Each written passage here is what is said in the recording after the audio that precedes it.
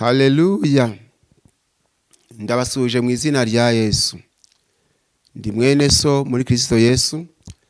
Pastori IYAKABUMBYE Etienne. Ndi umukozi w'Imana muri paruwasi ya Rundoyi mu karere ka Rutsiro mu ntara y'Uburengerazuba. Nkaba ndi umugabo nubatse, mfite umufasha n'abana batandatu.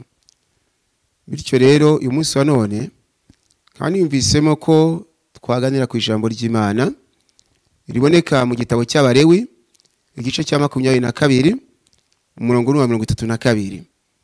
Igitabo cy'Abalewi igice ni cya 22 umurongo wa 32. Turasoma mu izina rya Yesu. Haranditswe ngo ntimugasuzuguze izina ryanjye ryera kugira ngo nerezwe mu Bisirayeli, ndi Uwiteka ubeza. Intego mfite uyu munsi wa none iravuga ngo twirinde gusuzuguza izina ry'Uwiteka. Dusomye ijambo ngo ntimugasuzuguze izina ryanjye ryera kugira ngo nerezwe hagati mu Bisirayeli, ndi Uwiteka ubeza. Iryo jambo uraryumva ute wonteza amatwi? Gusa mbere yuko narisobanura ndagira nongeye mbibutse ko twahamagawe n'Imana imwe, ariko imihamagaro yacu ikabitandukanye. Ku ruhande rwanjye iyo nganiriza abantu umwanya munini cyane nubwo kubahanga amaso, nubwo nshishamo nkareba uko bakurikira, ariko umwanya munini cyane ntabwo uwo kubahanga amaso. Wambaza utese impamvu ni iyihe? Ni uko iyo maze kumva ijambo ry'intego umwuka w'Imana yishyize ku mutima, ndisoma. Nyuma yo kurisoma muri njye hagasigaramo undi murimo wo gusenga Imana, nyigisha inama. Ntese Mana, kugira ngo abantu barusheho kumva neza iri jambo nongereho ngo iki cyagende kugisha Uwiteka inama, nibwo ushobora kubona mbombetse amaso, ni nabwo ushobora kumva mvuze ngo dusoma ahangaha ntarambuye Bibiliya. Ibyo ntibigutangaze, ku Mana byose birashoboka. Gusa ni Imana yabyishakiye, nta ruhare nabigizemo, ahubwo n'ubushake bw'Imana ihamagara.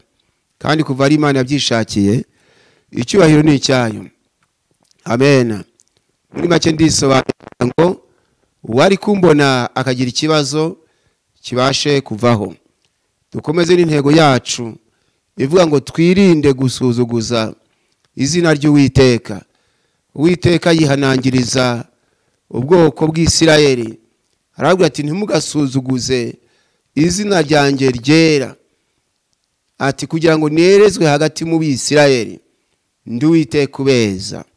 Iryo jambo Bibiliya y'Igifaransa ivuga ngo vous ne profanerez point mon saint nom, afin que je sois sanctifié au milieu des enfants d'Israël. Je suis l'Éternel qui vous sanctifie. Iri jambo ngo vous ne profanerez point mon saint nom, afin que je sois sanctifié au milieu des enfants d'Israël. Je suis l'Éternel qui vous sanctifie. Bisobanuye ngo ntimuzanduze, ntimuzasuzuguze izina ryanjye ryera. Undi hari ijambo profane, gusuzuguza cyangwa gutesha agaciro. Nuvuga ngo ni ikinyuranyo cya glorifier. Iyo rero ikintu utagisuzuguje uracyubahisha. Byumvikana ngo niba Uwiteka tutazamusuzuguza tuzamwubahisha. Icyo niyo kinyuranyo bita contraire mu Gifaransa. Niba umuntu utamwubahishije uramusuzuguza, waba utamusuzuguje ukamwubahisha.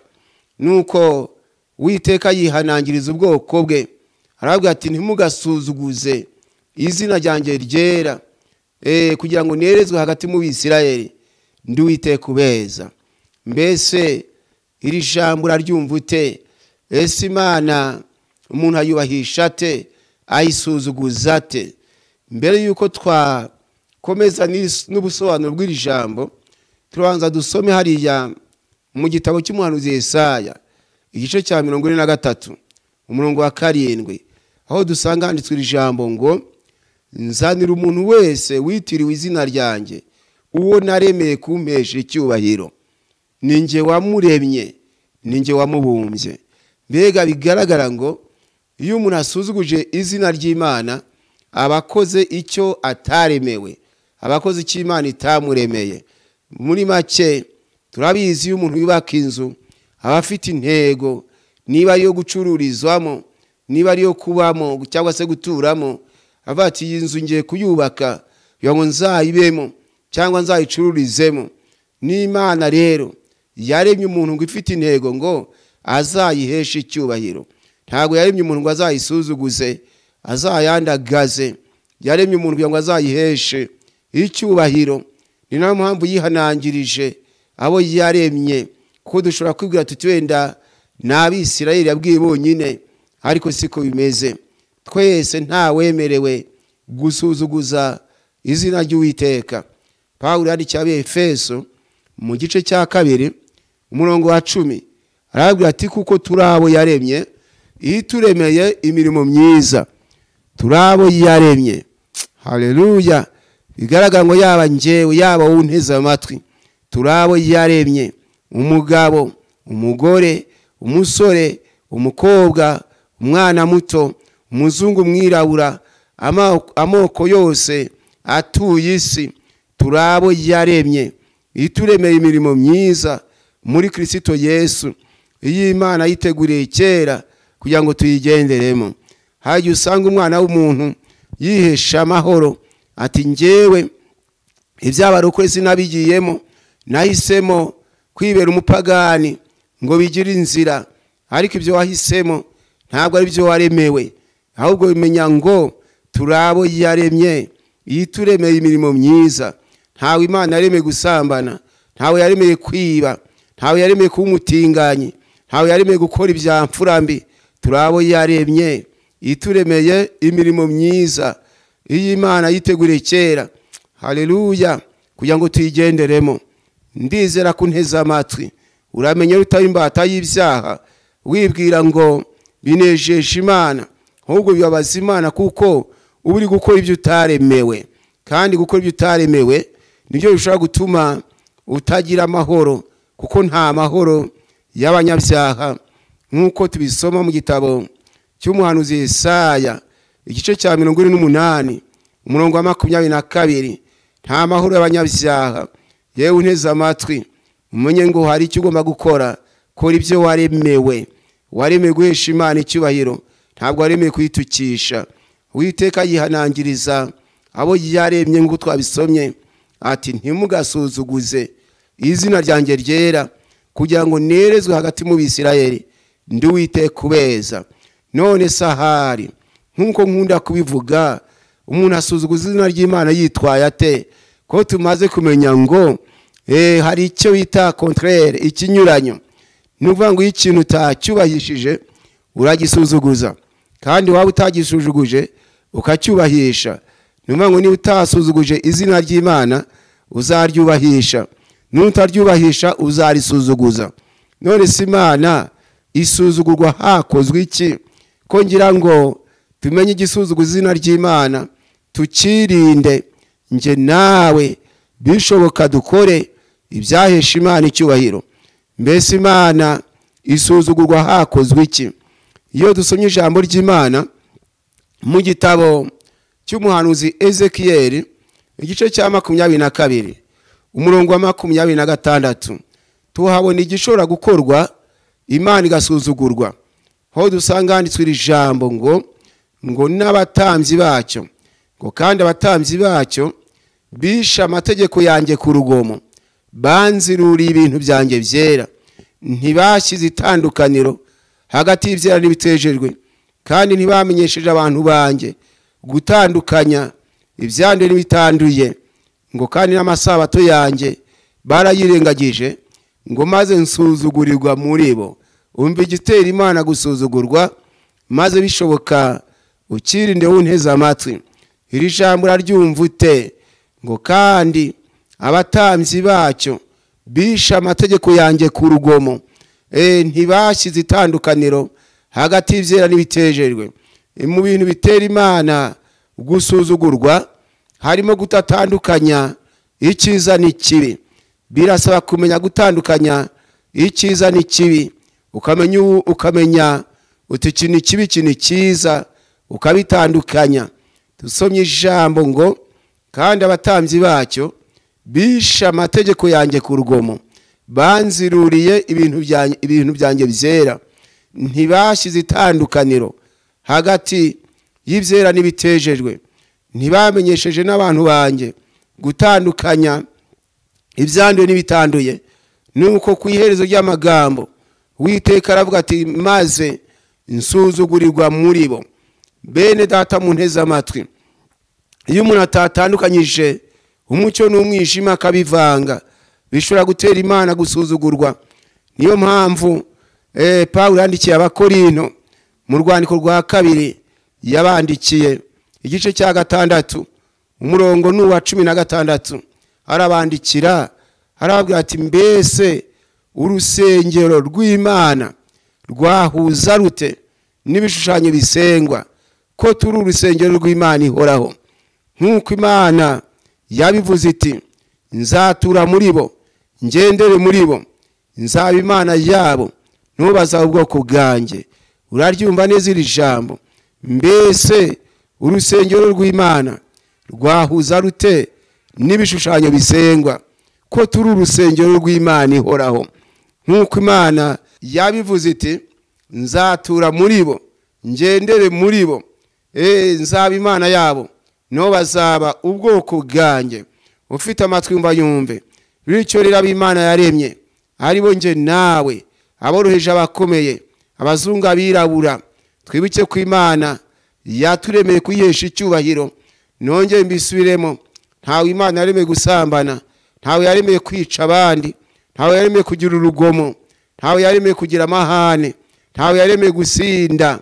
Ahubwo turabo yaremye, ituremeye imirimo myiza muri Kristo Yesu, ngo iyi Imana yiteguriye kera kugira ngo tuyigenderemo. Kandi turabo yaremye, ituremeye kuyihesha icyubahiro. Imana igushoboze kunyumva neza. Maze Pawulo abonye abantu bifata nabi, batazi gutandukanya icyiza n'ikibi, bavanga, bamwe wenda bavanga gusenga no kwiba, gusenga se no bakakuvanga no gusambana, nuko gusinda bakakuvanga no gukora umurimo w'Imana. Arabaza ati mbese urusengero rw'Imana rwahuza rute n'ibishushanyo bisengwa, ko turi urusengero rw'Imana ihoraho. Nk'uko Imana yabivuze iti nzatura muri bo, ngendere muri bo, nzaba Imana yabo, no bazaba ubwoko bwanjye. Mu gihe Uwiteka abonaga ko Abisirayeli atuye muri bo kandi yabaremeye kugira ngo bazamuheshe icyubahiro, arabihanangiriza ati ntimugasuzuguze izina ryanjye ryera, kugira ngo nerezwe hagati mu Bisirayeli. Ati ndi Uwiteka ubeza. Ndajyangura ijambo ritekerezo iri dusomye mu Bakorinto ririmo ikibazo. Imana idufashe cyane. Iryo jambo ngo urusengero rw'Imana rwahuza rute n'ibishushanyo bisengwa. Bibiliya y'Icyongereza ivuga neza ngo and what agreement has the temple of God with the idols, for we are the temple of the living God, as God has said, I will dwell in them and walk among them, and I will be their God, and they shall be my people. Iryo jambo risobanura ngo what agreement has the temple of God with the idols, for we are the temple of the living God, as God has said, I will dwell in them and walk in them, and I will be their God, and they shall be my people. Bisobanuye ngo mbese n'umubano ki cyangwa se n'ubuhe bumwe urusengero rw'Imana rufitanye n'ibishushanyo bisengwa, ko turi urusengero rw'Imana ihoraho. Nk'uko Imana yabivuze iti nzatura muri bo, ngendere muri bo, nzaba Imana yabo, no bazaba ubwoko bwanjye. Bityo rero bene data, turasaba kumenya ko nta mubano uri hagati y'umucyo n'umwijima, nta mubano uri hagati iyo urusengero rw'Imana hagati y'urusengero rw'Imana n'ibishushanyo bisengwa, tugatandukanya umucyo n'umwijima. N'iki Imana ishaka bigaragara ngo abantu batatandukanyije icyiza n'ikibi, ugasanga ururimi rusenga nirwo rutukana, ururimi ruririmba nirwo rubeshya. Icyo gihe bisobanuye ngo turaza gutera Imana gusuzugurwa aho guhesha Imana icyubahiro. Nibwo uzasanga abapagani bataramenya Imana batangira kutwibazaho, batese koko n'umuntu usenga gutya nawe agakora atya, n'umuntu koko w'umukozi w'Imana tuzi, ibi bakabihangara. Wibukire ijambo ngo kandi abatambyi bacyo bisha amategeko yanjye ku rugomo. Aho naho ndaza kuhavuga mu kanya ngo abatambyi bacyo bisha amategeko yanjye ku rugomo, banziruriye ibintu byanjye byera, ntibashyize itandukaniro hagati y'ibyera n'ibitejejwe, kandi ntibamenyesheje abantu banjye gutandukanya ibyande n'ibitanduye. Uwiteka agiye kwanzura nyuma y'amagambo yose ati maze insuzugurirwa muri bo. Imana itugenderere cyane. Mbe mwene data, iyo urebye usanga uhesha Imana icyubahiro, kwari Imana yakuremeye, kwari cyo nanjye yandemeye, aho duhesha Imana icyubahiro. Bitekerezeho rero, maze nyuma yuko umaze kunyumva utyo, urasaba Imana ati Imana nshoboza gutandukanya icyiza n'ikibi, kugira ngo mbashe kunezeza Imana, mbashe kukunezeza nk'Imana yandemye, ndetse nguheshe icyubahiro. Wumvise neza iri jambo ngo ntibashyize itandukaniro hagati y'ibyera n'ibitejejwe. Pawulo yandikiye Abefeso igice cya 4 umurongo wa 17 kugeza kwa 19, arababwira ati nicyo gituma mvuga ibi nkabihamya mu mwami, yuko mutakigenda nk'uko abapagani bagenda. Ubwo icyo gihe Abefeso bari bahagaze neza, baritandukanije n'imikorere ya gipagani. Arababwira ati nicyo gituma mvuga ibi nkabihamya mu mwami, yuko mutakigenda nk'uko abapagani bagenda, bakurikiza ibitagira umumaro byo mu mitima yabo. Ageze ku murongo wa 18 aravuga ati ubwenge bwabo buri mu mwijima, ati kandi ubujiji buri muri bo no kunangirwa kw'imitima byabatandukanije n'ubugingo buva ku Mana. Murongo wa 19 aravuga ati kandi babaye ibiti biha ubusambanyi bwinshi, gukora iby'isoni nke byose bifatanije no kwifuza. Babaye ibiti biha ubusambanyi bwinshi. Ufite amatwi mba yumve, abantu bavanga bagenda ukundi.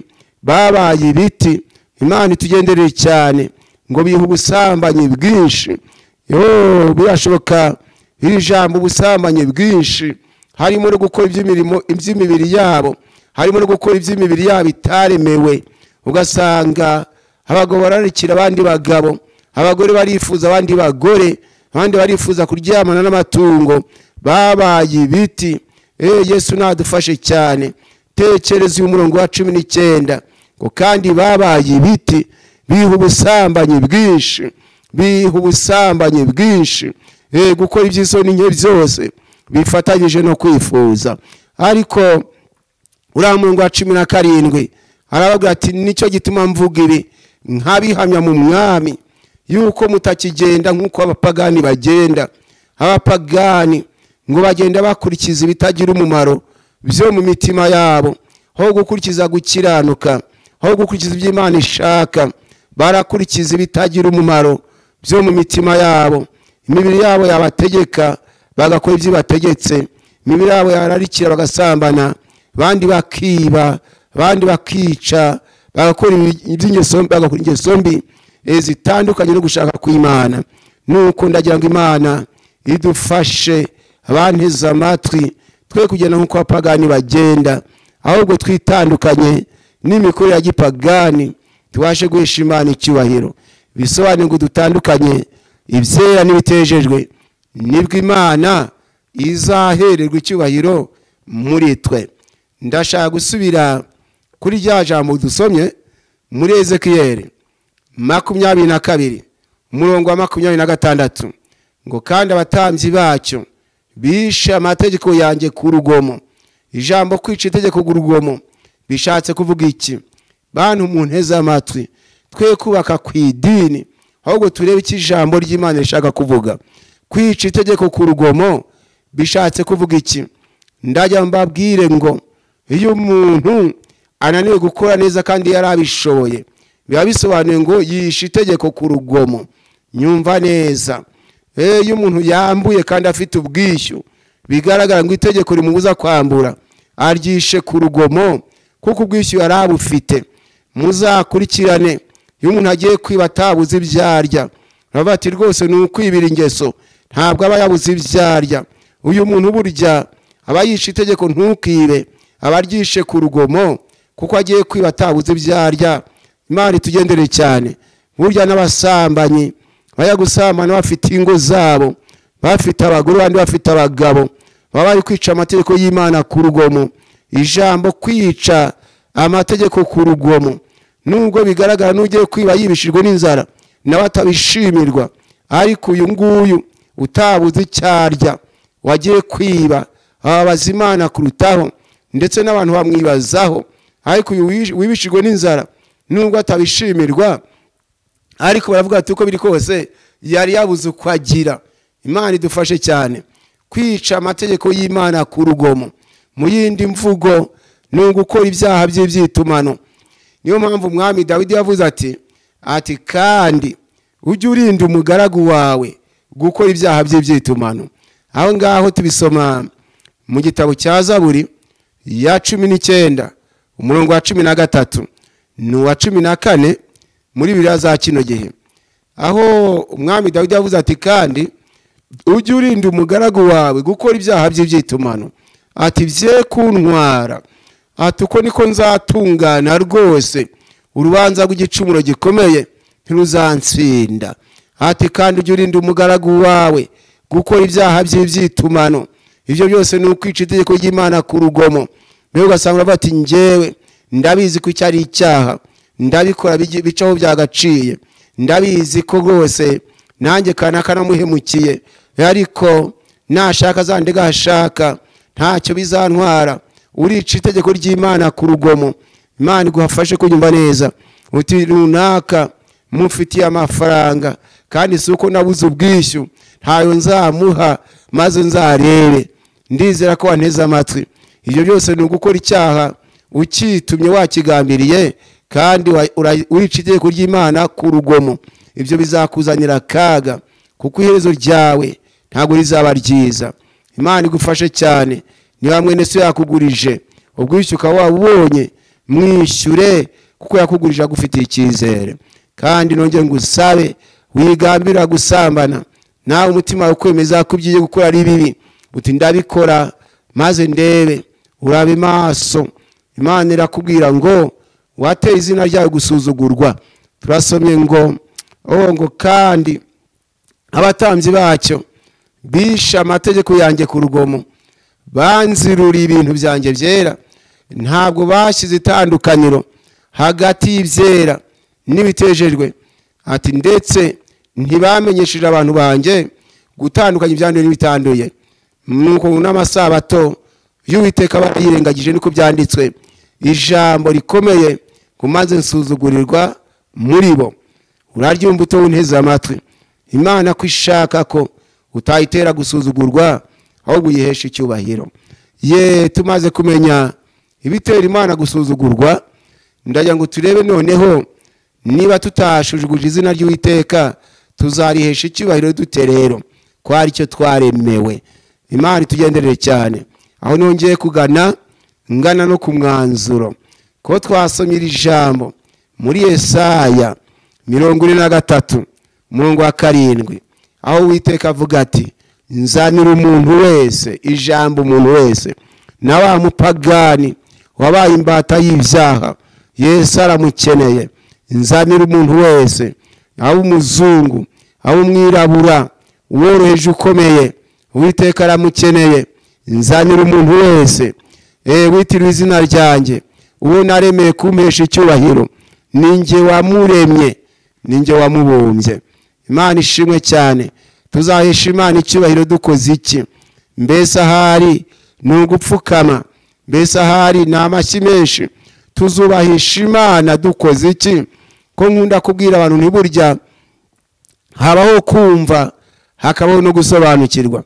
tuzakora iki ngo Imana ihabwe icyubahiro? Ejo usanga bahagara ku madini yabo, bamwe bati Imana izina ryayo niri niri, bandi bati yitwa Yehova, utazi ko ariko yitwa ntabwo ari agasobanukirwa, ariko kuyita Yehova siko kuyihesha icyubahiro. Kuyita ko ari Imana ishobora byose siko kuyihesha icyubahiro, ndetse kuvuga ko ari Uwiteka Nyiringabo ntabwo ariko kuyihesha icyubahiro. Hari ibyo ugomba gukora, hari ibyo nanjye ngomba gukora, Imana igahabwa icyubahiro. Iyo tubikoze kandi n'ukuri Imana irubahwa, kandi iyo tuyubashye nayo ishobora kuduha umugisha, yaduha kumererwa neza. Uzasome mu gitabo cy'Umubwiriza igice cya 8 umurongo wa 12, usome n'umurongo wa 13, uzasanga handitswe ijambo ngo nubwo umunyabyaha acumura akarijana ariko akaramba, ngo nzi rwose yuko abubaha Imana bari imbere yayo aribo bazamererwa neza. Hari abaramiye mu byaha, abaramiye mu busambanyi, abaramiye mu bwicanyi, abaramiye mu businzi. Iyo Imana igufashe kunyumva neza, abameze bacyo batazamererwa neza. Salomo wari umwami w'Abisirayeli aravuga ati nubwo umunyabyaha acumura akarijana ariko akaramba, ati nzi rwose yuko abubaha Imana bari imbere yayo aribo bazamererwa neza. Cyama nkubaha Imana. Ntabwo Salomo yavuze ngo nzi ko abapanekote, nzi ko abagatolika, nzi ko abadivantisi umunsi wa 7, ntiyavuze ati nzi ko ababatisi. Oya, nzi rwose yuko abubaha Imana, babandi badasuzuguza izina ryayo, badasuzuguza izina ryayo, ahubwo bakarihesha icyubahiro.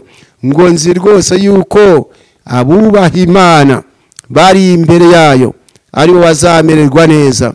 Umurongo wa 13, atariko umunyabyaha we ntazamererwa neza, ngo ndetse no kuramba ntazaramba, ngo n'iminsi ye ngo izaba nk'igicucu gihita, kuko atubaha Imana ari imbere yayo. Umurongo wa 13 urawumvise neza, ngo ariko umunyabyaha we ntazamererwa neza, ngo no kuramba ntazaramba, ndetse n'iminsi ye izaba nk'igicucu gihita, kuko atubaha Imana ari imbere yayo. Ufite amatwi umva yumve.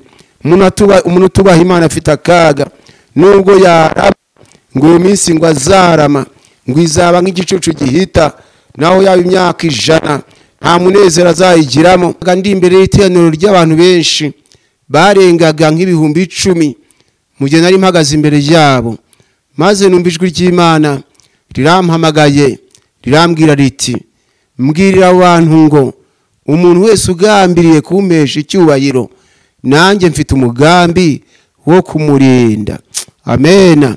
Ngo bambwirire ngo umuntu wese, ijambo umuntu wese bisobanuye ngo idini yaba arimo yose, uwo yaba ari we wese, yaba yoroheje cyangwa akomeye, umuzungu cyangwa umwirabura, ngo akaba afite umugambi wo guhesha Imana icyubahiro, ngo Imana nayo ifite umugambi wo kumurinda.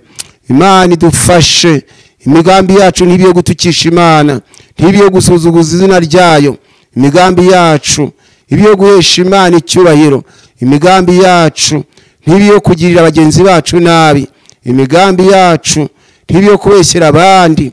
Ufite amatwi umva yumve, uramenye ntugire umugambi wo gushinja mwene si binyoma, ntugire umugambi wo kwica ubukwe bwa mugenzi wawe, ntugire umugambi wo kugirira mwene so nabi, gira umugambi wo guhesha Imana icyubahiro. Imana nayo ifite umugambi wo kukurinda. Nizere ko mwanyumvise. Salomo nawe nkuko twayibonye aravuga ati nubwo umunyabyaha acumura akarijana ariko akaramba.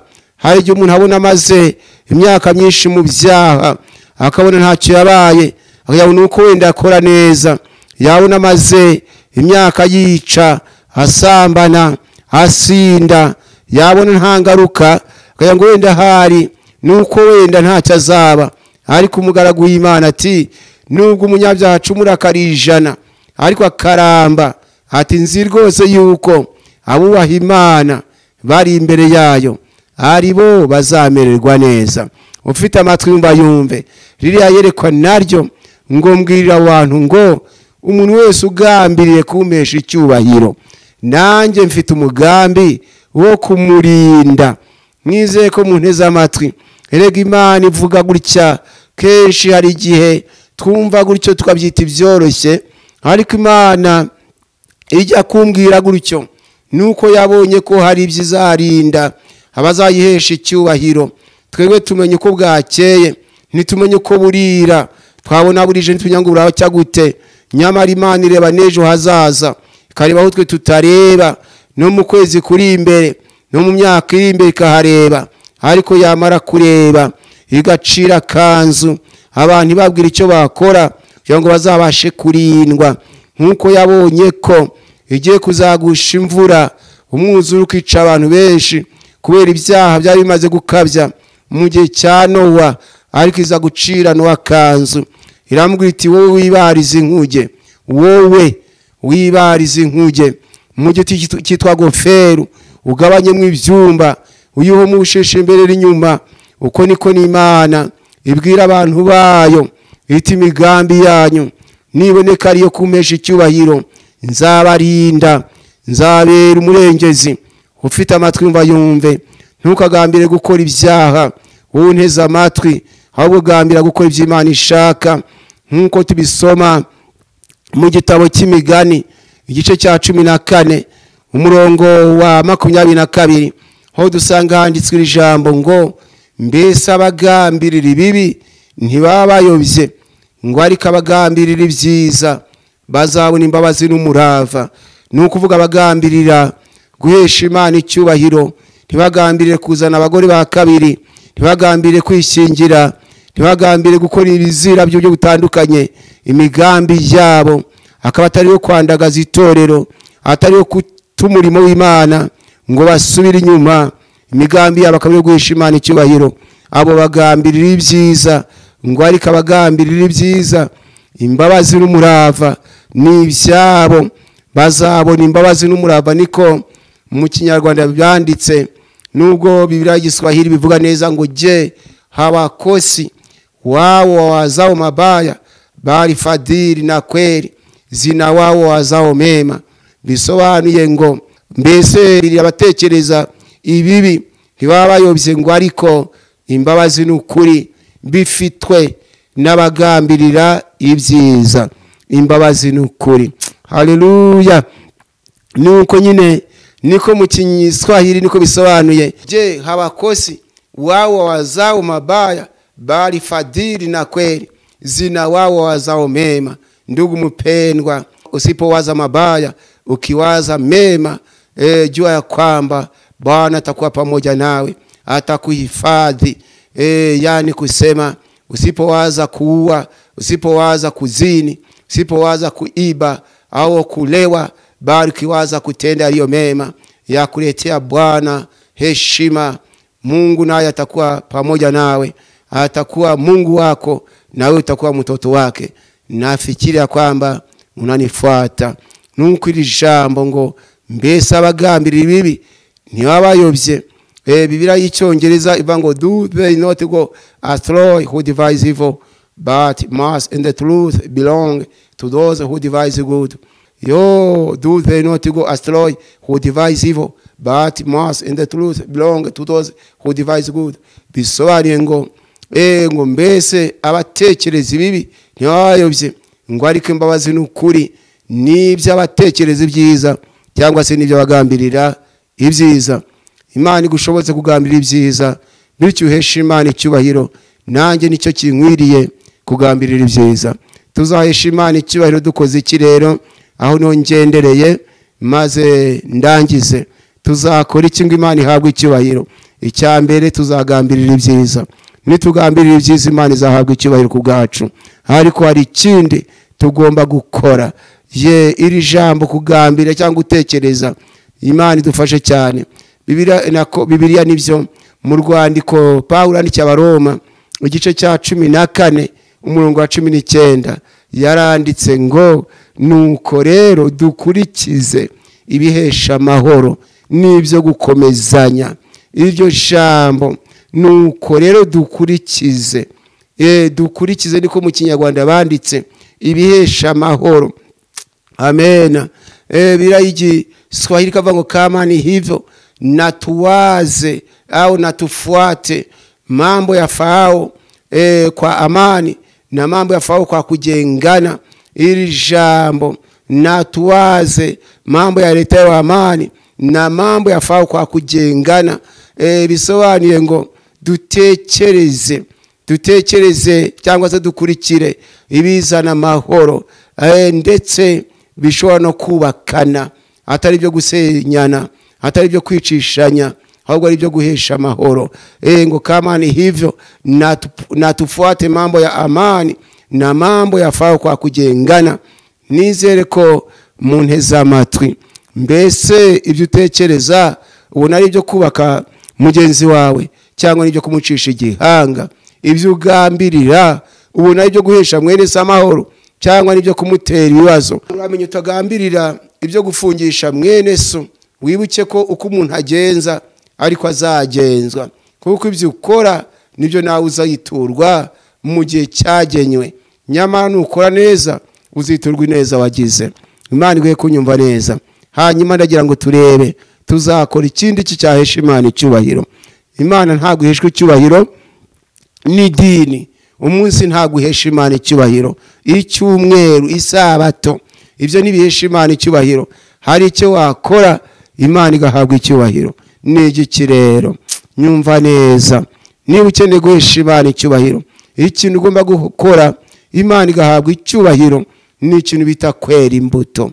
Imbuto zikwiriye abihannye maze uhesha Imana icyubahiro.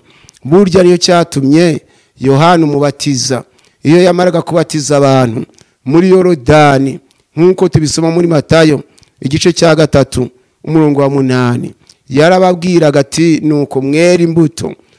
Amaze kubatiza Yohana, amaze kubatiza abantu muri Yorodani, yarababwiye ati nuko mwera imbuto zikwiriye abihannye. Kubera iki yavuze atyo? Yagiraga ngo abakristo batandukane n'abapagani.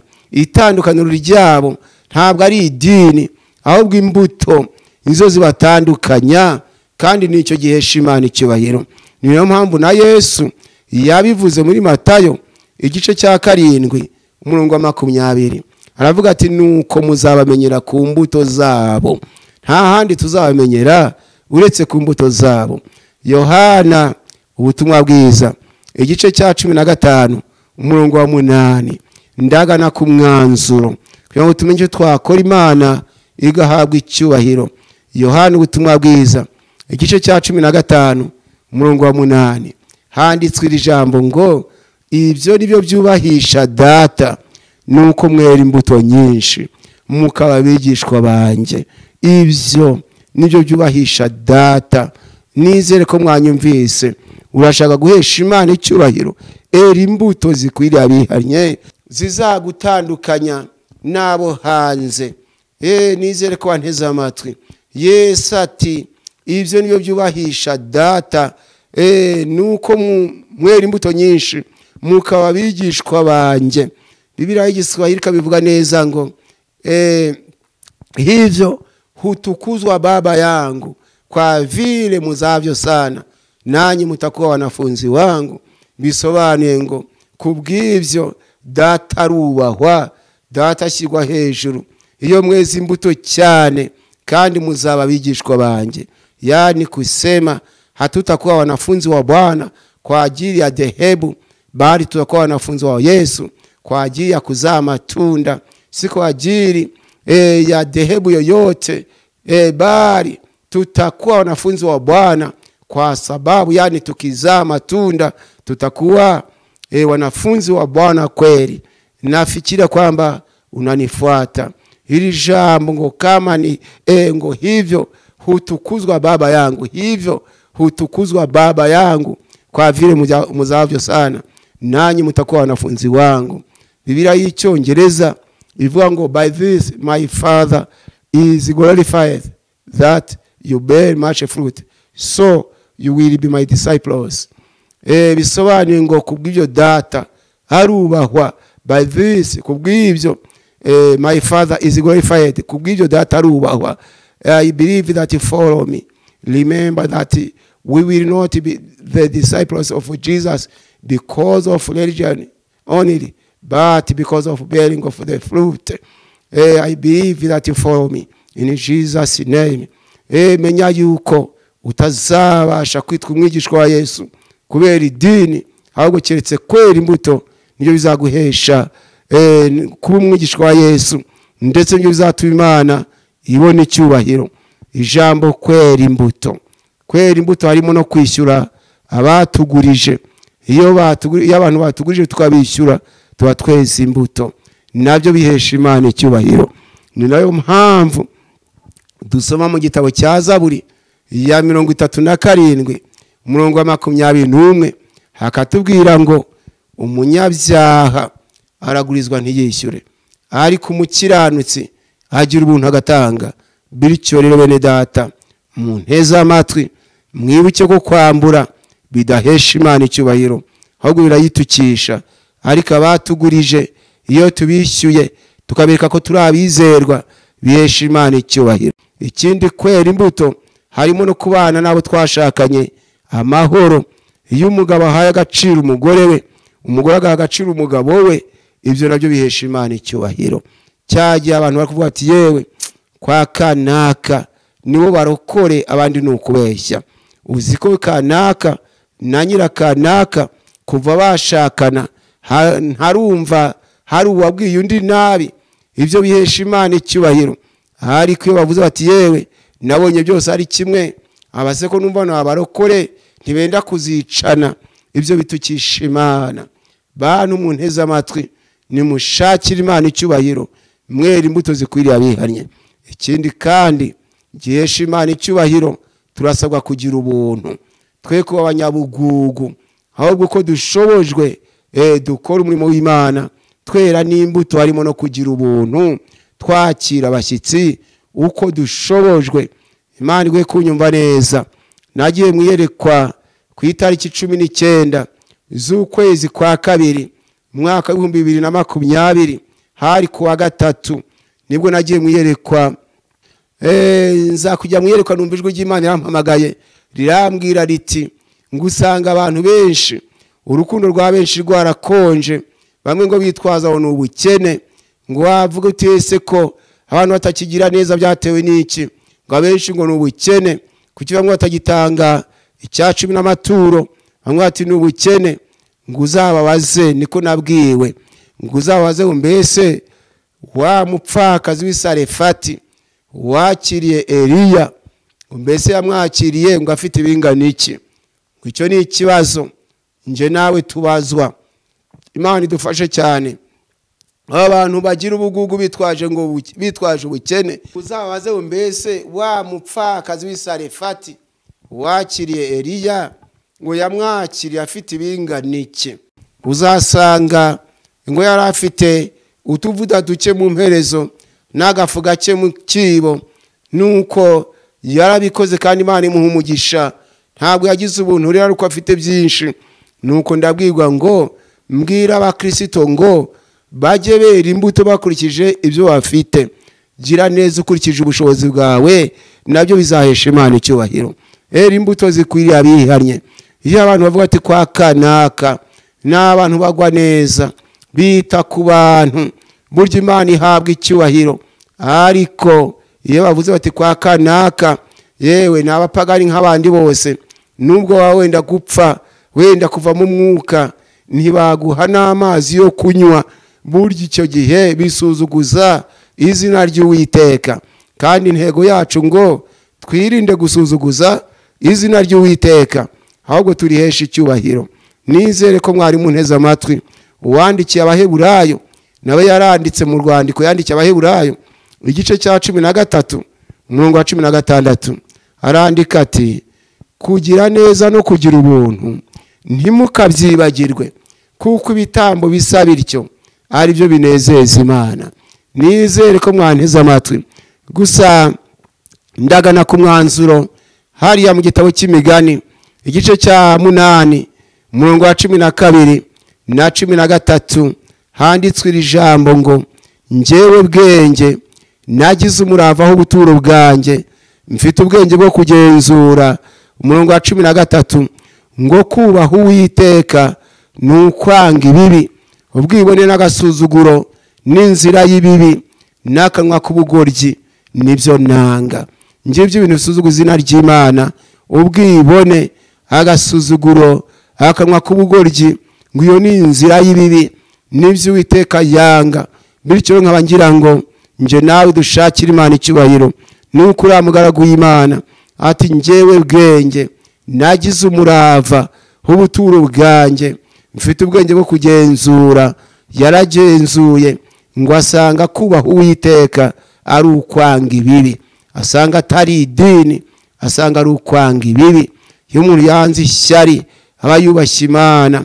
Iyo yubahirije iri jambo ryo mu gitabo cy'Imigani igice cya mbere umurongo wa 10 handitswe iri jambo ngo mwana wanjye abanyabyaha nibakoshya ntukemere.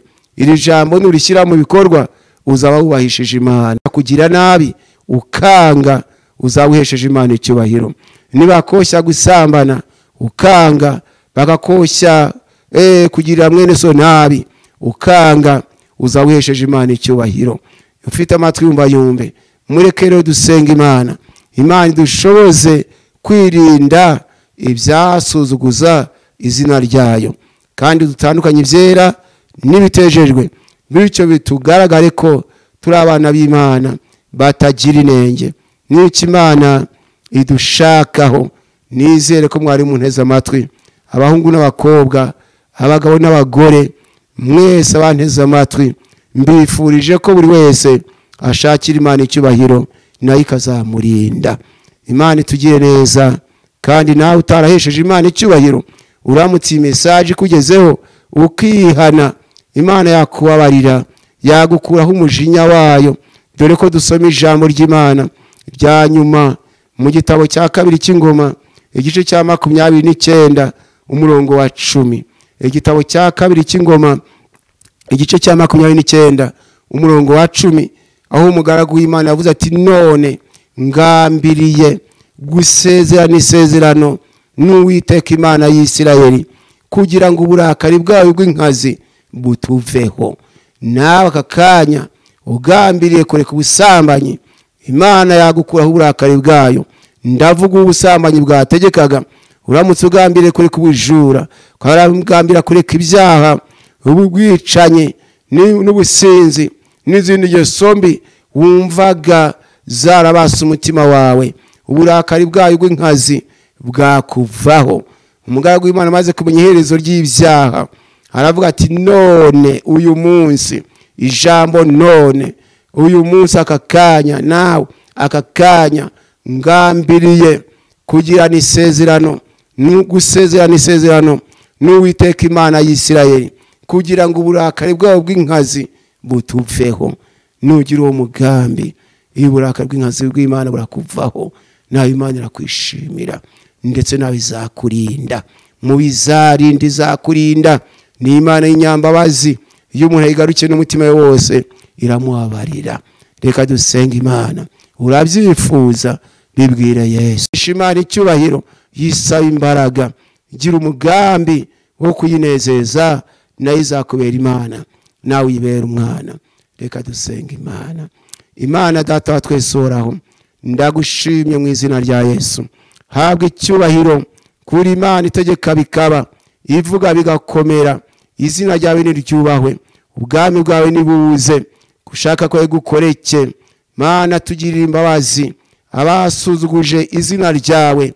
Buri wese Mana akakanya wumvise ubutumwa akabafasha umwanzuro wo kukugarukira, nkuko tubisomye mu ijambo ry'umwanzuro, aho umugaragu wawe Hezekiya yavuze ati none ngambiriye gusezerana isezerano n'Uwiteka Imana y'Isirayeli, kugira ngo uburakari bwawe bw'inkazi butuveho.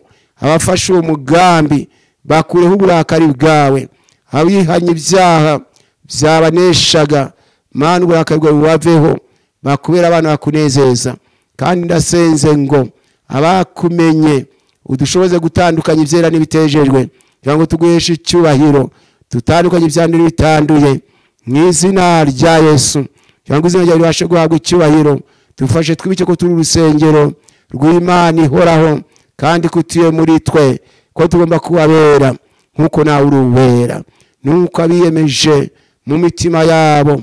Mana, wite ku byifuzo byabo, ubaye kugubwa neza, izina ryawe rishyirwe hejuru mu kutwitaho.